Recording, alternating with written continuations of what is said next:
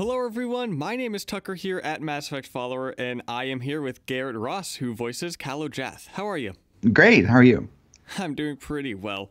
So I got a bunch of questions from us here at Mass Effect Follower alongside fans of the series, and the one that always kind of starts off is, what got you this role of Kallo? How did you end up getting that? Sheer luck. It was. I was fortunate enough to be. I'm a theater actor primarily, so this is kind of a. This would be my first. It's my first game. I've done voiceover work for commercials and whatnot, but this was my first game that I happened to land, and it was fortuitous because I was working on a project with a woman named Shannon Blanchett for quite a long time. I've known Shannon for years, and she took a position at BioWare as a temporary position as a kind of assistant to Caroline Livingston, and ended up asking me to submit for. There was a Solarian character that was cut from the game. It was going to be part of the crew.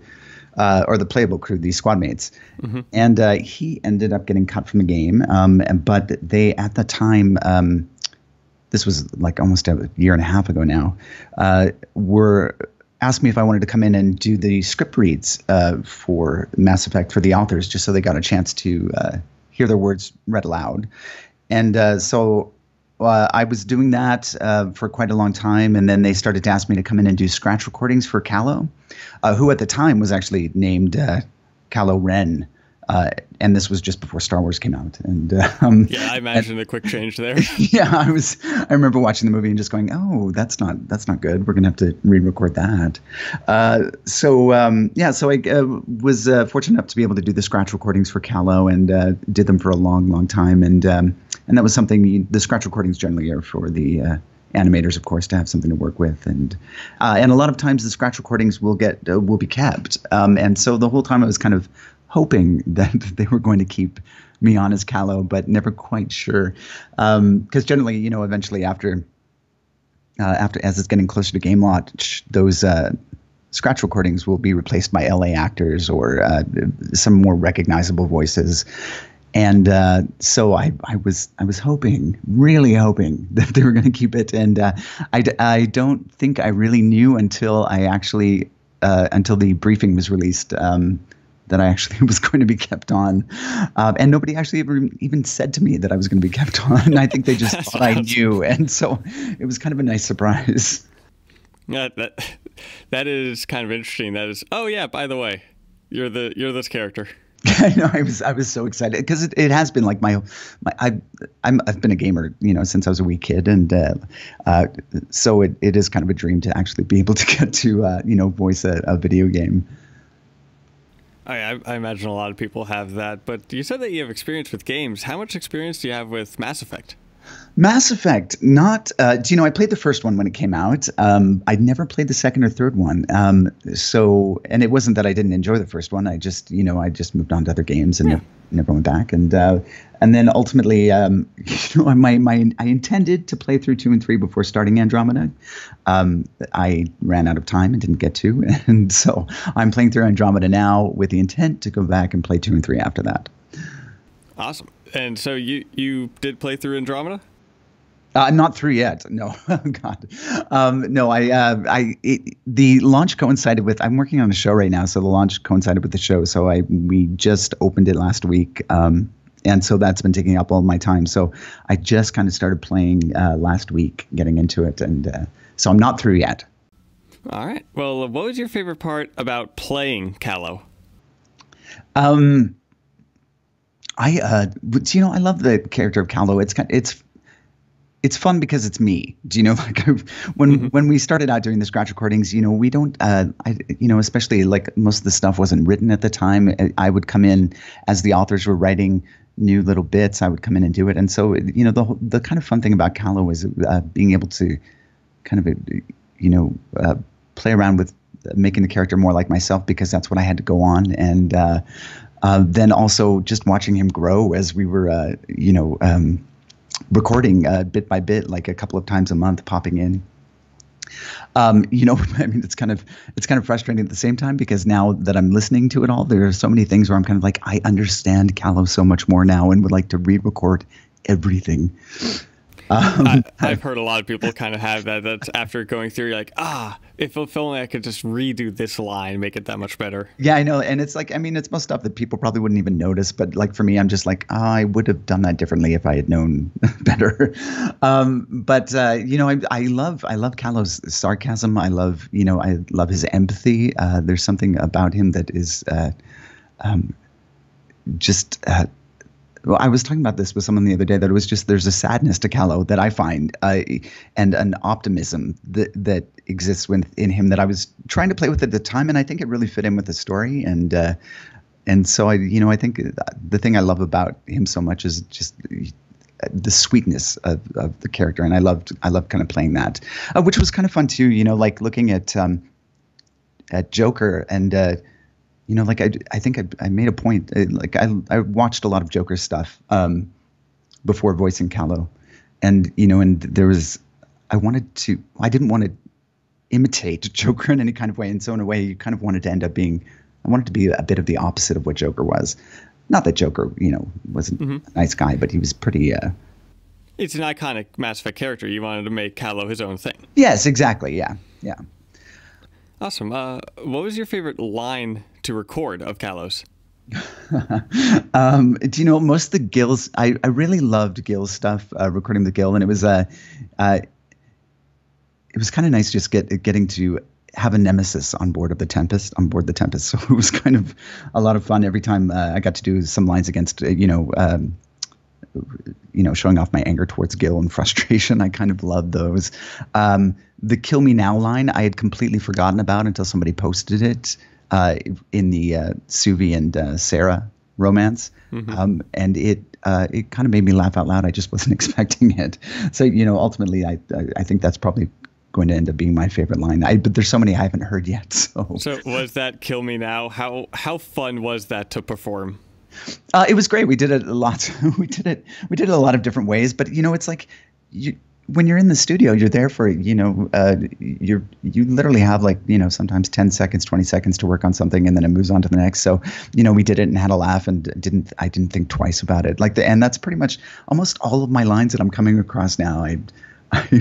It's really fun because I've forgotten more than I remember, because we've been doing it for a year and a half. So there's so much stuff that I just don't recall, and so it's nice because I get to play through it all now and see it all again and actually see how it all fits together, because it's all recorded out of order. So coming into it, I don't. I couldn't, if somebody had asked me before I started playing the game what the story was actually about, I don't know how much I would have been able to say, just because you're never given a complete outlook of everything. Yeah. But yes, in answer to your question, that was a long answer for your question. Yes, it was a lot of fun to do that line. But branching off that, what do you think about the relationship between Kallo and Gil and Kallo and Suvi? I would like to see more with Kallo and Suvi. That it's there's something so touching about I think Kallo is I think Kallo pretty much, it's pretty easy for Kallo to fall in love with anybody. I think there's something about him that just, I think he just likes people, but to have him, the moment he calls Suvi his best friend, I don't know, it's just I wanted to see the whole story of Suvi and Kallo the minute I heard that. There was something so touching about it. And I think there's something so touching about the fact that, when you think about Kallo and his, how he got to where he was, having to leave all of the people that he worked on the Tempest with behind, and that kind of sense of loss. And plus his photographic memory that's so heightened that he, feels like everybody is still with him. There's such a sadness kind of that exists within Kallo. And so, in a way, I latch onto that best friend, Suvi as being a best friend, because, I want him to have that. And you also kind of empathize with his love for the Tempest. Yes, well, of course. I think anybody can empathize with that. I'm sure we all have that. Everybody has that thing that gets them out of bed in the morning, that thing that they love so much that, they can't wait to wake up and get started on. And I think the Tempest was always that Kallo. And also, I always kind of wondered too. I mean, Solarians having such a short lifespan and such, I imagine they, whatever they pick to devote their life to is so important to them because it's the only thing, only living, the 40 years or so, like that's, it becomes, what they devote their life to becomes extremely important to them. And I think that's, certainly the case with the Tempest. And, and partially, probably what motivates him to, to finally decide to stay with the Tempest and go to Andromeda is that's how much that ship meant to him. But yeah, so I mean, I'm sure we all can kind of sympathize. We all have those things. Well, I hope we all have those things in our life that just gets us out of bed in the morning. Now, kind of digressing back to Gil and Suvi, were you able to hear their dialogue, or were the other actors in the room with you when you recorded? I'm really curious about that. I think I might have been one of the first people, at least in their recording from the crew. I'm not sure when everyone eventually got cast. I mean, I remember going into the studio while I was doing the readings with the authors or with the writers, and walking by boards and seeing the casting choices up on the boards. And so so I think I didn't get to hear anybody until it was getting closer to launch date, and then I started to hear some of Scott and Sarah. And so I never heard Gil, and I think I might have even been finished when I found out that that Gil was when he was cast by Gethin, or when Gethin was cast in it. I don't even know if he had recorded anything by the time I had finished at that point. He probably did, and I just didn't hear the casting until afterwards. But so, did you come up with Kallo's voice, or did you reference that off of a different Solarian? Right off the bat, like the moment I started. The moment I had to audition for the character that was cut, I started looking at Morden for just to see what they sounded like, and there's that part of you as an actor when, at least when I was going in, where I was kind of like, I knew they were going to process it, and I wanted to. There's that part of me that was just like, I want to do the voice. I want to be able to do it without you processing anything. I took Morden as a kind of launching point vocally to kind of start experimenting and trying to make that kind of Solarian sound.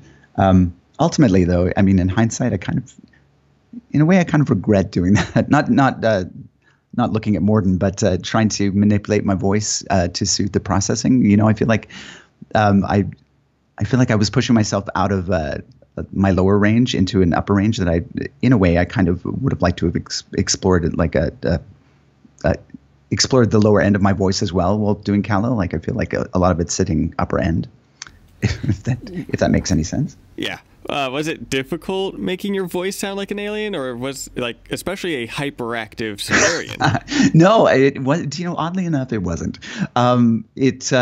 We went in there when I went in the first couple of times. I was with Shannon Blanchett, and we recorded my voice, me doing Kallo, and then they processed it and played it back for me, and there wasn't that much of a change, and it was kind of funny and kind of sad at the same time. I was like, oh great, I sound like a Solarian naturally. So it wasn't, it wasn't that difficult. I think my voice has a tendency to sit in that area anyway, so it worked out really well. And I think generally too, when they I've quite a couple of friends who also voiced the Solarians in the city here, and a couple of the Solarians on the Nexus, and we all have a kind of similar quality to our voice. So I kind of think that BioWare seeks out those voices that are going to lend themselves to the processing of a little easier. That is kind of interesting that they didn't do much altering to your voice to get Kallo. Well, I think there might, to a degree. I think it varies. I think it depended on the recording on the day. Sometimes I think it just naturally fit in really well. I mean, there still is definitely processing happening. So it's hard for me to say exactly how much was used at any given time. But I certainly hear myself, like when I hear it, like for me, I listen to it and I'm like, oh, that's definitely me. Although I did play it for my family and they were like, who is that you? Who is that? What did your family think about you voicing that character? My brother was insanely excited. My brother and I spent, our childhood. We would spend hours and hours, playing video games together, and So this was like, it was a big deal. And in fact, I think it's for him, it's probably the biggest thing that's ever happened to me. You know, like I've been doing theater and performing for over 20 years, and you know, and he could. That meant nothing, but I've even had the fortune of like getting to work on Broadway, and you know, all of that was like meh. But the minute I do Mass Effect, he was like, "Oh my God, you're doing Mass Effect." Once you do something that he can relate and yes, exactly. understand, yes, then it becomes a whole different thing. Now, this question isn't specific about Kallo, but what is your favorite thing about Solarians in general? You know, I've always found Solarians to be. I've always empathized with Solarians. Like from day one, of working on this. Even when I was playing the first one, if I was an alien, I would be a Solarian alien. I would be a Solarian. So you know, I can't really say what my favorite thing about them is, you know, other than the fact that I feel like I am a Solarian. I feel like that's the alien I would be if I was another type of alien, or if I was an alien. Awesome. Yeah. All right. If Kallo had his own kind of loyalty mission, what kind of mission do you think it would be? What do you think it would involve? I would hope that it would involve some banging. You want Kallo to be involved in some banging? It's the one thing that I was kind of hoping as the writing was going on. I was like, oh, please make Kallo romanceable. Like, come on. You know, so if anything in the future happens with Kallo, I hope, and it doesn't even have to be banging. I want to see Kallo in a romantic situation with somebody. Not that would necessarily be a very exciting mission to play, or maybe it would be. But you know, I also love seeing Kallo. I don't know. I've always loved the kind of the iconic sort of pilot flying in to save the day kind of mission, and you know, I would definitely want that included. And you know, I'll go with romance and saving the day. Although on the topic of romance, doesn't Kallo kind of talk about this girl on the Nexus? I just hit that point today. I was, you know, and I just hit that conversation between Suvi and Kallo, and I thought, when I heard it, I was like, I don't remember recording anything, and I thought, did that happen? Did I just forget about it? But I haven't seen anything in regards to it, so I'm kind of wondering if it's something that BioWare is planning on pursuing, or did I just forget about doing that dialogue? Maybe both. And the last question that we have for you is, if you could expand on any aspect of Kallo's character, what would it be? I would love to. Mostly, it's you know, the thing about Kallo in the game right now is that you know, being just a crewmate, you don't get a full story for Kallo, or you get like little hints at things. So there's so much background stuff that I still want to see from him. You know, we talked about his relationship with Suvi that I want to see explored. You know, the romance options for Kallo. Like, also, you know, I love the, you know, I brought up to the, you know, the fact of his missing crew, or the, you know, the way that he feels about his crew, and the way that he feels like those people are still beside him. Like, I feel like there's this need for a family that exists within Kallo, you know, and I think the crew, I'd love to see that explored in the crew more, like his relationship. I'd love to see his relationship with Drac explored, even like just that one moment when Drac compliments him and you just see the look on Kallo's face. You know, that's just, you know, just with the whole history between the two races, I would love to see how that plays out between the two of them. Yeah, so, you know, definitely, you know, relationships between the crew. Yeah, and there, again, with the Drac and Kallo, there is the whole thing with one of the missions you choose between saving the Solarian Pathfinder or some Krogan, like some of the Krogan scouts, and Kallo and Jath, or Kallo and Drac both comment on that. I haven't even seen that part yet. Oh, well, a little bit of spoiler. A little bit of spoiler. And once again, I don't quite. That might be I did a big 3-hour session that I was trying to a little while ago, that I was trying to remember exactly what happened in the session. So I'm waiting to. I think that might have been the section we recorded that one day, and for the life of me, it was so long ago now, I can't remember exactly how it played out. All right. Well, thank you for allowing me to interview you. Oh, no problem at all. Thanks. Thanks for taking the time to talk. Yeah, especially I'm a big fan of Solarians, like how you're talking about Morden. Loved Morden in Mass Effect 2 and 3, and Kallo. I definitely love talking to him every moment I can. So it was pretty cool talking to you about this. Oh, great. Well, thanks. Thanks so much. All right. Well, this was Garrett Ross, who, again, he voices Kallo Jath. Let us know your thoughts and opinions on this interview in the comments down below. And while you're down there, give this video a like and hit that subscribe button. And I'll see you in the next video.